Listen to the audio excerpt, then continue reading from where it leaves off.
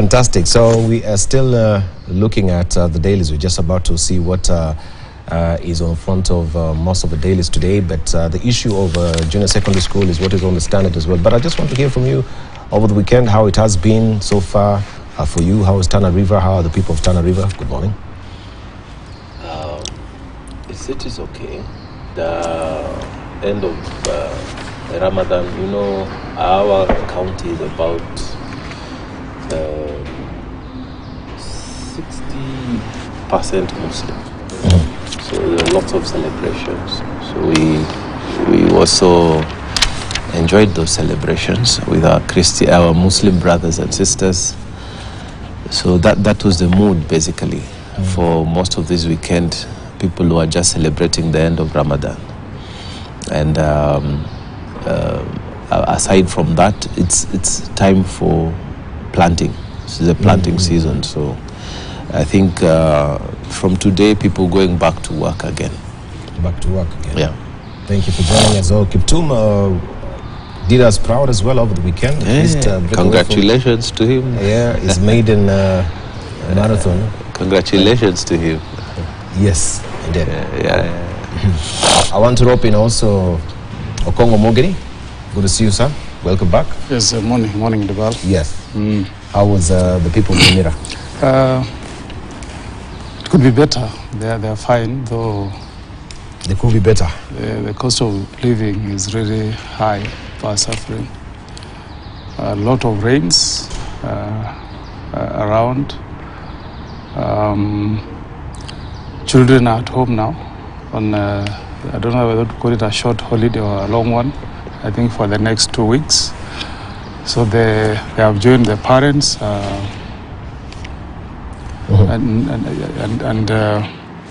in terms of disappointments at the county level, I'm getting staff, including people serving the medical field, who have not earned salaries for the last 4 months.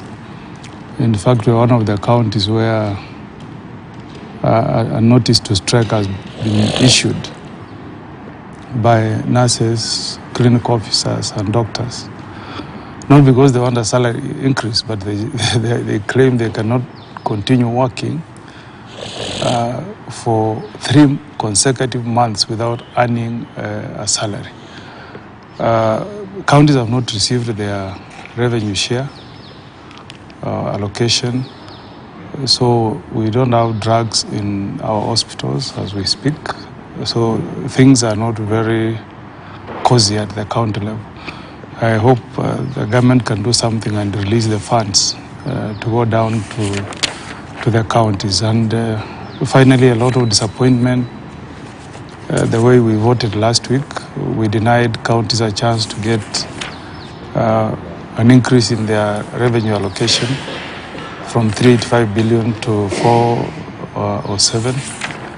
I was with the MCAs, one for Wanyamatuta Ward and Osamaro Ward, and they are very disappointed with us as senators, especially the government side that was very firm in voting against the increase of resources. So in a summary, that is the situation in Nyamira. But by and large, people are fine. People are fine. Yeah. Good to hear that.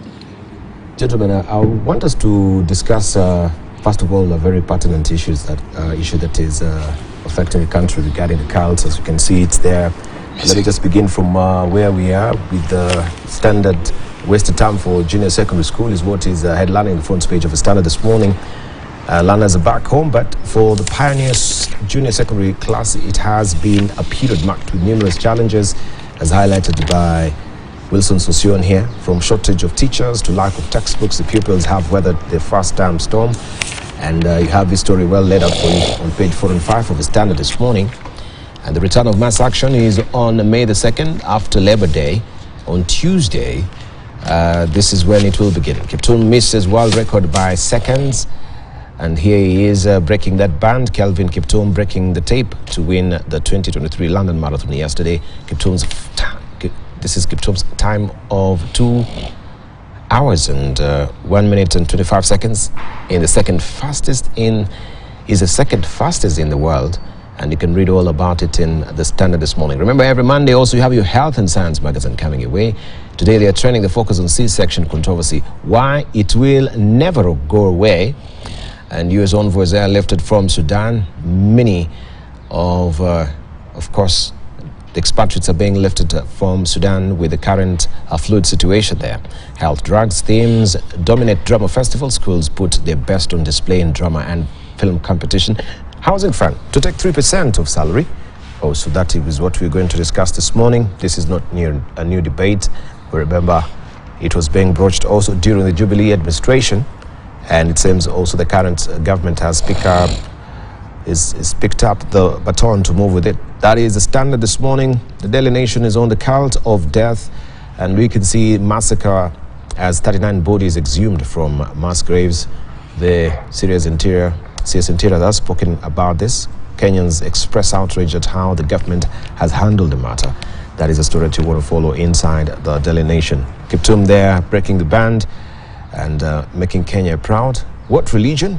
Just to read the sub-headline, the shocking deaths of by starvation or members of a suspected cult continue to be unearthed yesterday, with 18 more bodies exhumed at Shakahola village in Kilifi County, even as authorities finally acknowledged the scale of the atrocity as a massacre, quote unquote.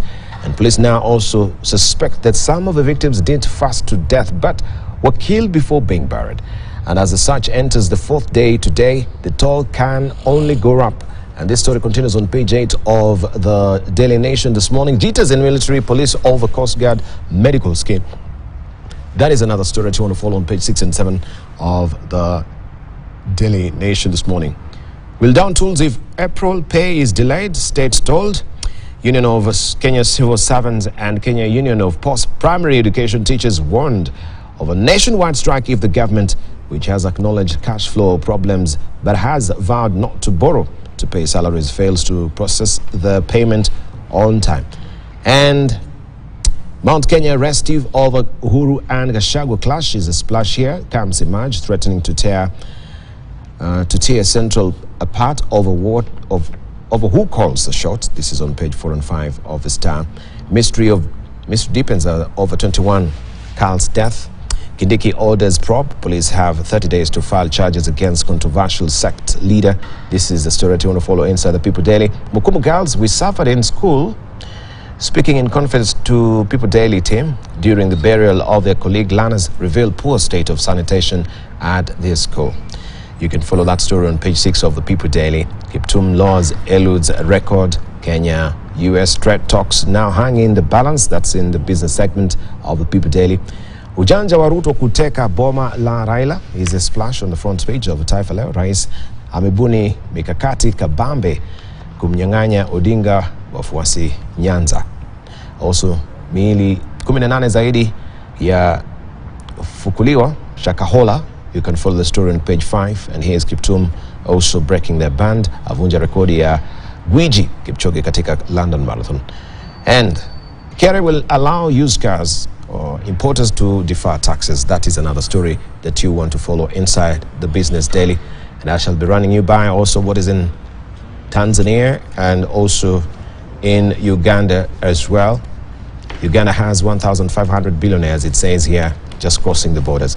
But we hack back now to the story that I want us just to focus on first of all, because we have legislators here, and this is what has been for the last 2 weeks headlining our news regarding the deaths of this movement in Shakahola. And as you can see right now, the bodies continue to be exhumed, and the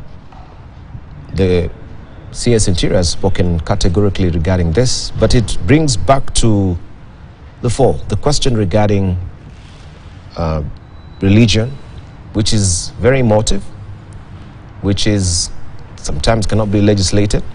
The Registrar of Societies now, and the act itself is being brought on the table as it is. This is really telling, and the people who really bore the brunt of this cult are the children. Let me just begin with you, Danson Mungatana, on this. First of all, on the legislative perspective, because it brings about the whole question regarding how religion or how our faith practices can be regulated, not really legalized, but regulated in a way, because faith, you know, they are variegated. Different people have different faiths, they're different gods, so to speak. So it's a very contentious issue. But there's a way, if we look across in Rwanda, President Kagame has been able to make sure this sector is streamlined. That also, when we have clergy, when we have the bishops as well, or any other religion for that matter that requires leadership, of course, there should be some modicum of training. What is your assessment on the whole saga, you as you've been observing what has been happening and this body is being exhumed?